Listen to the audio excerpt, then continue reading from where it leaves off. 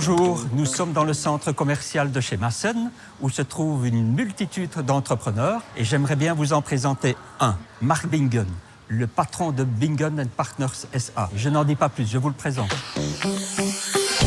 Moyenne, je viens voir Marc. Voilà, tu peux me suivre.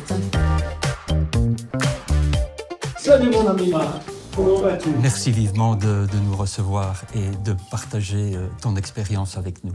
Qu'est-ce qui a fait qu'un jour, tu t'es décidé de te lancer dans le secteur immobilier? Mon parcours professionnel a débuté en septembre 1977 auprès d'une banque luxembourgeoise dans le service d'entreprise. J'étais conseiller PMI. Bon, la clientèle que je servais à ce moment, c'était des hôteliers, des fermiers, des promoteurs, des firmes de construction. Et j'ai trouvé l'amour pour la pierre. C'était le moment où moi j'ai décidé de travailler pour mon compte dans l'immobilier. Et c'est en 2015 qu'on a créé Bingen & Partners, ou commercialement dit Home and Office Building.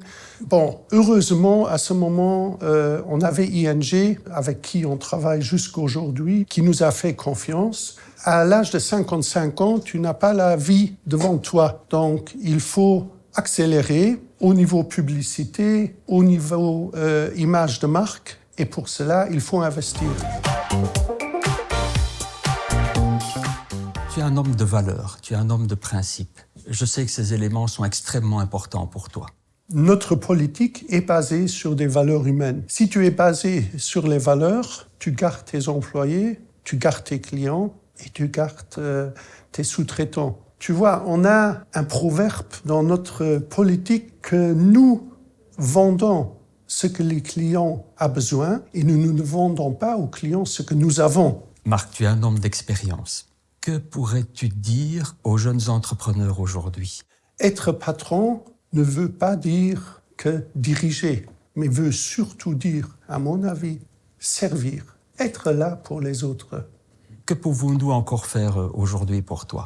Vous avez des spécialistes quant à la transmission d'entreprise. Bon, tu sais qu'on est oui, tout à fait. Dans la planification. Oui. Le nouveau patron, il est en place depuis fin 2020. Il y a du pain sur la planche. Oui, c'est vrai que notre volonté, c'est de te soutenir dans ton développement.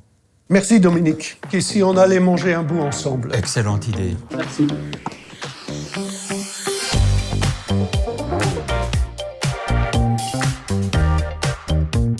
Je te présente Michael. À ce jour, je n'étais pas au courant que ING peut épauler l'entrepreneur de préparer sa succession ou sa transmission. Il faut l'alignement de trois choses. Il faut des compétences. Il faut quelqu'un qui soit compétent pour prendre une direction. Il faut quelqu'un qui soit motivé pour être actionnaire, que ce soit motivé quand c'est dans sa famille, ou que ce soit motivé quand c'est un salarié qui va passer du stade de salarié employé à actionnaire. Et il faut également partager les mêmes valeurs, le même plan d'affaires, la même envie entrepreneuriale. Et donc, quand on a les trois, on peut démarrer, mais encore faut-il le détecter. C'est-à-dire qu'il faut se poser les bonnes questions avec les gens qui nous entourent, sa famille, ses proches ou des dirigeants à l'extérieur. Je crois que c'est ce que vous avez fait. Et donc, vous avez démarré la transmission déjà.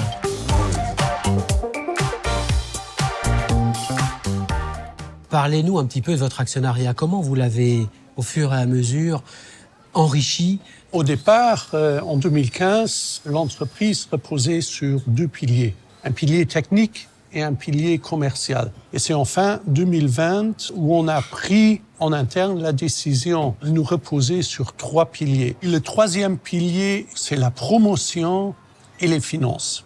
C'est clair, celui qui est agent immobilier, développeur et promoteur, à courte vie, il gagne plus. Moi, je partage. On partage toujours à trois.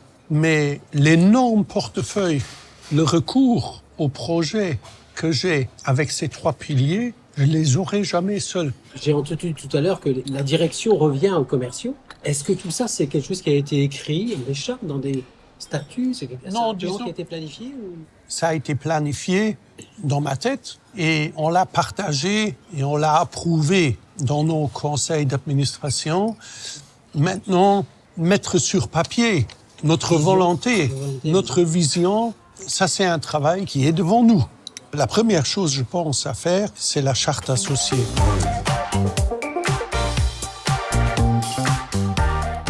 Le moment est venu que tu sois accompagné par quelqu'un de neutre, spécialisé en la matière. Marc, je vais vous rassurer, on est là pour écouter nos clients, on est là pour écouter leurs objectifs, leurs besoins, leurs intentions lorsqu'on parle de transmission. Tous les cadres sont possibles, bien sûr. Lorsqu'on a des enfants, il y a des règles à respecter, mais notre service, c'est un service que nous offrons avec les conseils des clients, avec les notaires des clients, avec les avocats des clients, les experts comptables des clients. Et donc, on s'intègre là-dedans à titre tout à fait rassurant.